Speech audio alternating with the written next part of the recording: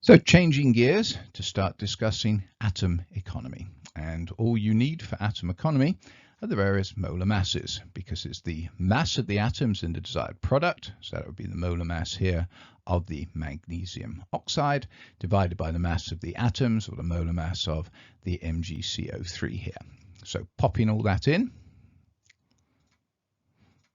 calculating molar masses, and we get the atom economy 40.3 for the desired product over the 84.3 total molar masses for the reactants, which in this case just one, gives us 47.8%. So that one was relatively straightforward because you only had the one reactant to mess with and all the coefficients for one. Let's look at a more interesting one here, production of ammonia. So there's the ammonia in the reaction between ammonium sulfate, there's ammonium sulfate, and lithium hydroxide. So atom economy, molar mass of the desired product over the molar masses of the reactants. Ammonium sulfate weighs 132, lithium hydroxide weighs 24, and ammonia weighs 17. Now notice that I'm just putting in the molar masses because that's what is the correct thing to use, the molar masses, okay? But there's some of you saying, hang on, I've got two of those and I've got two of those. Absolutely you do, but that doesn't change the molar mass. That just changes what you put into this equation, because the atom economy is making 2 moles of ammonia, so that's 2 times 17, divided by the ammonium sulfate, 132, and 2 of the lithium hydroxides, okay? Don't modify what the molar mass is. Conceptually, that is a horrific thing to do. Instead, just take what the molar masses are and then incorporate the coefficients into the actual atom economy equation. Anyway, punch that in your calculator, 18.9%. What a horribly inefficient reaction. Sodium carbonate, made by heating sodium hydrogen carbonate. Calculate the atom economy. So what the molar mass is, molar mass of sodium bicarbonate, hydrogen carbonate, 84 grams per mole. Molar mass of sodium carbonate, 106 grams per mole. Pop those in, remembering we have 2 of the sodium hydrogen carbonates. By the way, if you'd screwed it up and you'd left that 2 out, you get a number that's bigger than 100%, which should have been or should be a massive indication to you messed something up. Anyway, punch that in, 63.1%. Explosive tetryl made by adding conc-nitric acid, there we are, to N,N-dimethylphenylamine. There we are, under suitable conditions. Equation is shown below.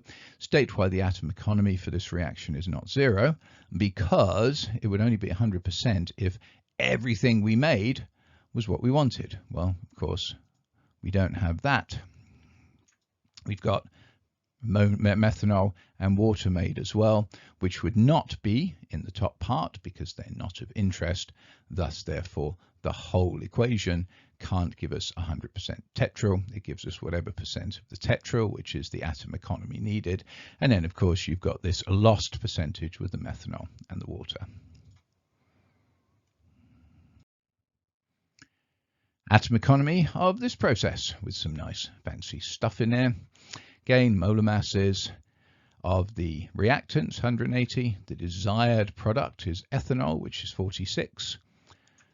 2 times 46, because the coefficient of 2, divided by the 180 molar mass of the reactant, gives us 51.1%. Don't you just hope you get an atom economy question on your exam.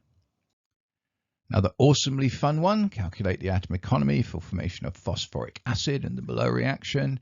Again, there's our equation using the molar masses of the desired product, which is the phosphoric acid, over the molar masses of reactants. 2 reactants, PCl5, molar mass 208.5, water of course 18, and phosphoric acid 98 grams per mole. Throw in, don't forget the 4 waters, and you get 35%. What could be better than 1 atom economy question, you ask? Well, 2 atom economy questions. Polyester PET is made from ethane 1,2-diol and benzene 1,4-dioic acid. And PTT is propane 1,3-diol instead of ethane 1,3-diol and benzene 1,4-dioic acid. Both cases, these are condensation reactions. Now, if you haven't talked about polymers much, then you might want to skip this because I assume knowledge of polymers in order to do this question. But anyway, what you notice is that in both cases, we use benzene 1,4-dioic acid. There's the benzene 1,4-dioic acid. For PET, we use ethane 1,2-diol. And for PTT, we use propane 1,3-diol. So this is the reaction for PET. This is the reaction for PTT. And in both cases, we're told it's a condensation reaction. And so by knowledge of similar polymerizations, you realize that we lose the H here and the OH from there. It's an ester formation. We're told it's a polyester, so therefore we lose water when we react the acid with the alcohol part. Anyway, atom economy, molar masses.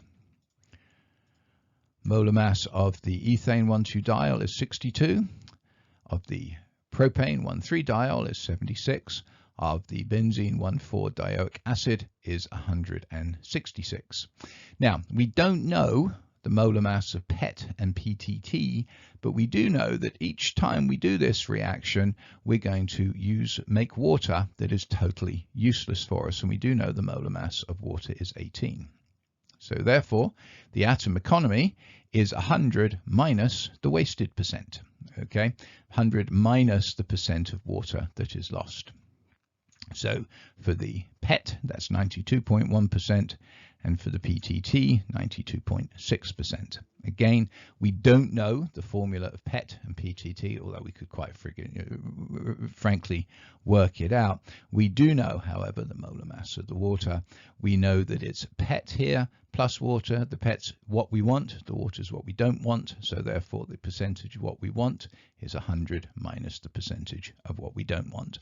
Same concept applied over at PTT.